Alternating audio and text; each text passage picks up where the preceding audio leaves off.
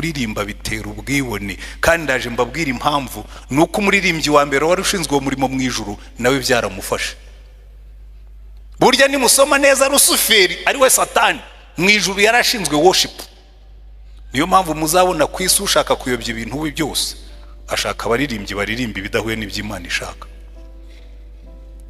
Umuririmbyi aragenda akaririmba akaza yambaye ibicocero, abana bose bakamukurikira ngo ni ubustar, amapantaro bakayaca bakajya bambara ibintu bicitse, kubabwira ko mwambaye ibintu bicitse ngo ni ibigezweho. Ibigezweho kwambara ibicocero ni ibigezweho, ariko ntimuze kuntera mu mureke nitahire. Abasaza tureba nabi, mwabonye iyo umuntu wambaye ibintu bicitse ngo bikaba ari fashion.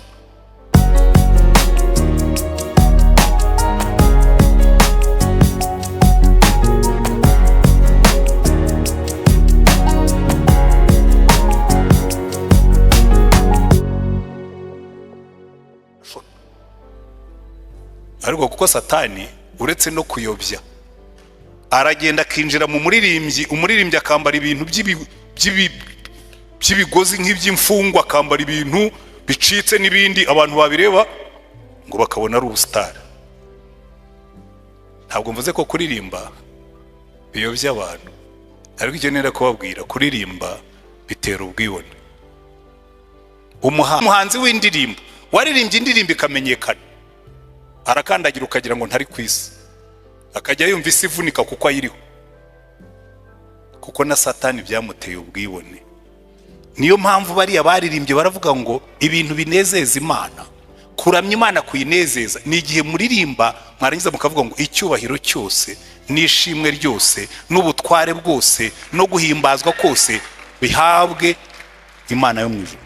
Kandi bikaba ari ukuri, kuko hano mwereka biroroshye cyane kubivuga hano kwimpressiona. Utubwo mureba rero ubungubu twebwe turi abantu baca bugufi, yewe abantu bajya bansetsa atari ko Pastor Antoine tubona aca bugufi. Yewe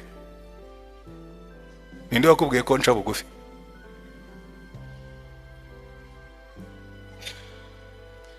Niba hari icyaha Imana ihori inkosoraho nicyo kibamo, kuko niyo utabikoze inyuma ngo abantu babibone. Nushaka kumenya yuko uca bugufi uzajya ahantu bagucishe bugufi, wicara ahantu bakwibagirwe, wicara inyuma, hanyuma wumva ukuntu utogota mu nda kandi waciye bugufi. Aba bantu ni abaheshyi batazi uwo ndiwe. Ngaho ariko icyubahiro cyose n'ishimwe ryose no guhimbazwa bibi by'Imana yacu, kuko icyo ngicyo twamaze kugisobanukirwa tukabaho. The only way yo kubaho gutyo no kuba igitambo ku gicaniro. Buri icyatumye ubuzima bwa Yesu bunezeza Imana nuko yitanze akishyira ku gicaniro nk'igitambo kizima. Icyatumye n'abariya batubanjirije bose banezeza Imana, ni witegereza uzasanga ubuzima bwabo. Baratubwira ngo Mose mu Baheburayo ibice 11 kuva ku murongo wa 8 ngo amaze kuba mukuru, ariho cyane cyane ibyo bavuga ku murongo wa 24 ngo atekereza yuko kwitwa umuhungu w'umukobwa wa Farawo bitareshya no kwitanga gatukanwa n'ubwoko bw'Imana, ngo asohoka mu cyubahiro cye, ngo areba ko ubutunzi bwo muri Egiputa kandi bwari bwije butangana no gutukwa baguhora Kristo, ngo areba yuko ngo kumara isaha yinezeza mu byaha ngo bitangana no gutukanwa n'ubwoko bw'Imana, ahitamo ajya kubana na bene wabo, asiga ibiryohera isi byose. Burya kuba igitambo ku gicaniro no kugira ibyo ureka. Haleluya. No kugira ibyo ureka. Inzira izamuka ijya ejuru ibanzwa no kugira ibyo ureka, no kugira ibyo wigomwa. Kwigomwira harya umubiri, kwigomwa ubutunzi washoboraga kugeraho, kwigomwa icyubahiro washoboraga guhabwa. Kera nk'aba pastori umuntu yanamaje ngo ariko buriya Antoine ngo hari ikibazo nshaka kukubaza, nti ubwonko bwawe burakora? Ni cyane. Aho nize hose ntabwo nigeze mba umuswa mu ishuri, n'akazi kose nakoze ntako nigeze nica. Ugomba kuba bukora.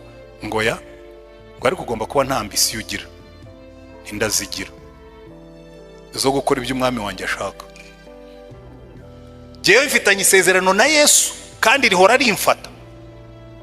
Nkimara gukizwa nari umusore mfite imyaka 25. Ndandika, jewe nta nubwo navuze, naranditse ndamubwira ngo Yesu, guhera uyu munsi kuva warambabariye ibyaha byanjye, ukaba warampfiriye ukabinkuramo, ubu buzima ndabugushubije. Ujye uvuga nzumvira, ujye utegeka nzumvira, aho uzambwira nzahajya, icyo uzambwira gukora nicyo nzakora, icyo uzambwira kuvuga nicyo nzavuga, ungenge. Ndasinya. Si rimwe, si kabiri, si gatatu. Imana yanyibukije iryo sezerano ikambwira ngo ntiwasinyiye yuko icyo nzavuga ari cyo uzakora, stand up and go, jya kuba pastori. Nangaga igipastori, ndajyaga mbwira ngo igipastori ntabwo nakijyamo, barayura. Bahembwa nabi buriya mu gipastori, ntimuzabirebe.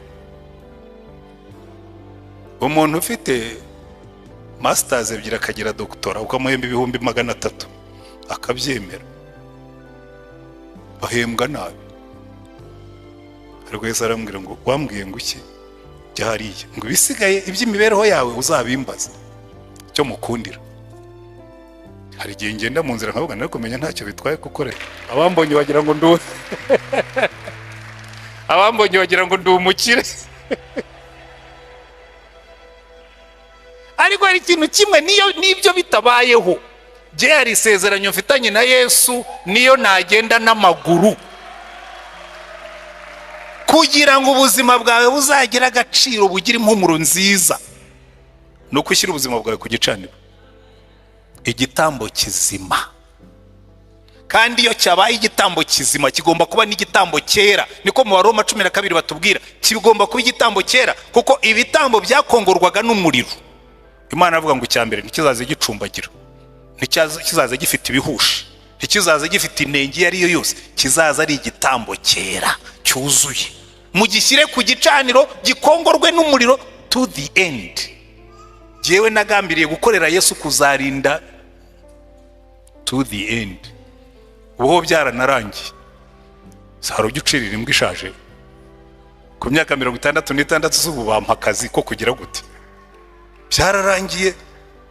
Ubu nsigaranye na Yesu gusa, mfite ba masters 2, mfite madamu na Yesu. Madamu ategeka iby'igifu, naho ndyama ibindi nk'ibyo, Yesu agategeka ibisigaye.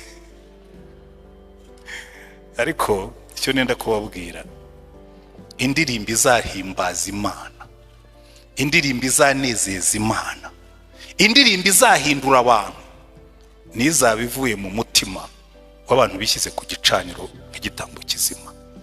Kuko umuntu uririmba hari uduce yisigarije akadusigira Satani, utwo duce wishigarije nitwuzakubitirwamo, utwo duce wishigarije nitwuzatukishirizamo Imana. Umuntu arakizwa, ururimi ruririmbira Imana rukaba rugityaye nk'urwembe, yabumbura umunwa yavuga, abantu bose bakifata mu matwi. Tariko sura se wa wundi uririmba.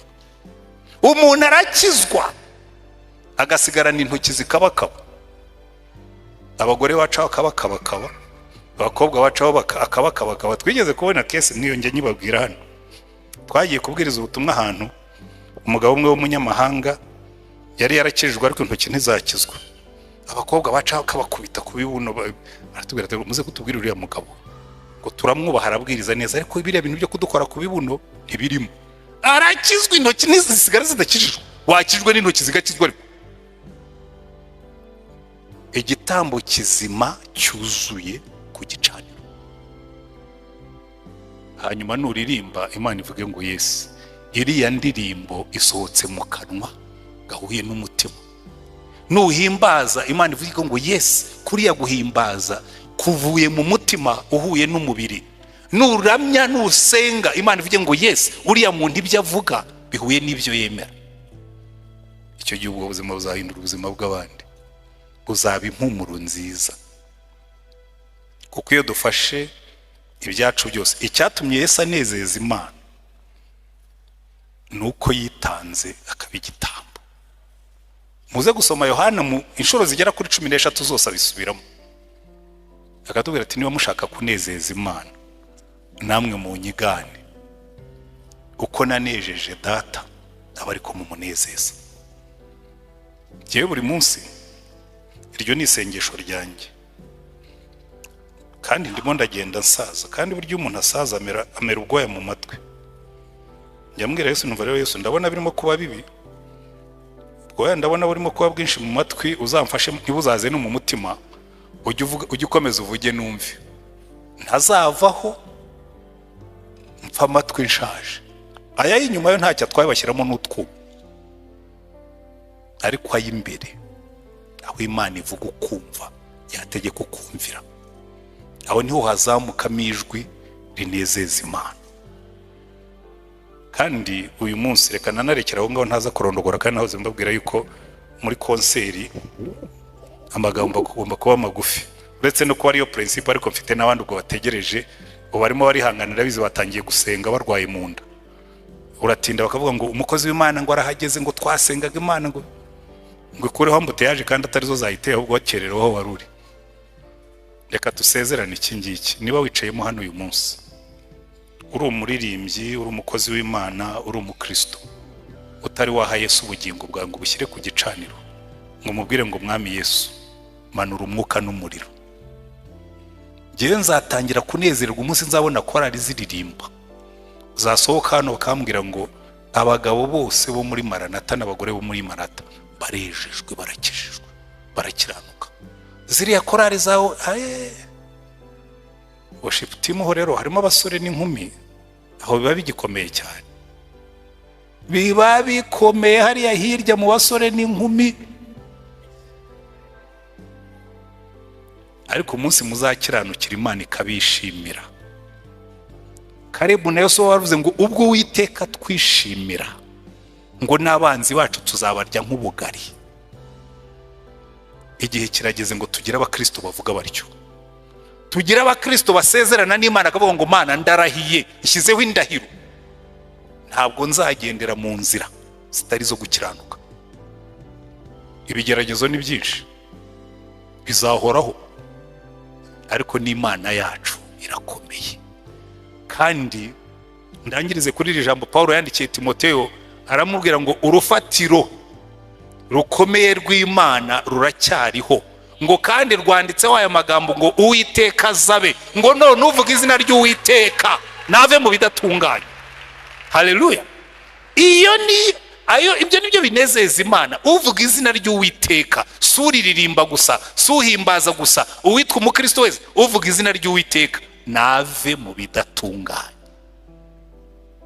Kwereka mu nzu y'inyumba ngo habamo ibikoresho by'uburyo bwinshi, ngo bimwe biza ari ibyiza, haba ibindi ari iby'ibiti, ngo bimwe bakoresha iby'icyubahiro, ibindi bakabikoresha ibiteye isoni, ngo ariko umuntu niyeza ngo azaba igikoresho cy'igiciro cyinshi kuri shebuja. Dusenge Imana, aho niho hazamuka indirimbo imanura amashimwe, imanura impumuro nziza, indirimbo uririmba n'abakubonye ukavuga ngo uriya muntu ibyo aririmba n'ibyabamo, uko aririmba niko ari. Ese Imana imanutse ikadushyira mu munzani, twasanga dupima neza? Buri muntu wese yisuzume, buri muntu wese asenge, ariko twese niturangiza ubwira Imana ngo Mana, shyize umubiri wanjye n'ubwenge bwanjye n'ibitekerezo byanjye n'ibyo ndi byose ku gicaniro cyawe.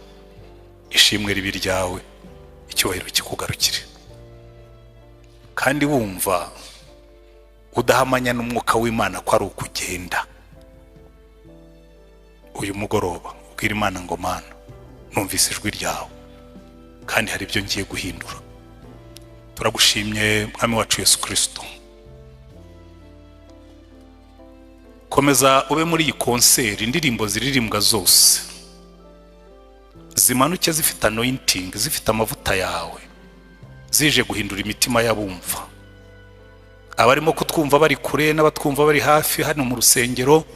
Izo mbaraga zimanukire guhindura ubuzima bwabo, kuko muri iyi minsi Imana turarambiwe, nawe urarambiwe. Warabivuze ngo guterana kwera kuvanze n'ibyaha ntukwishimira.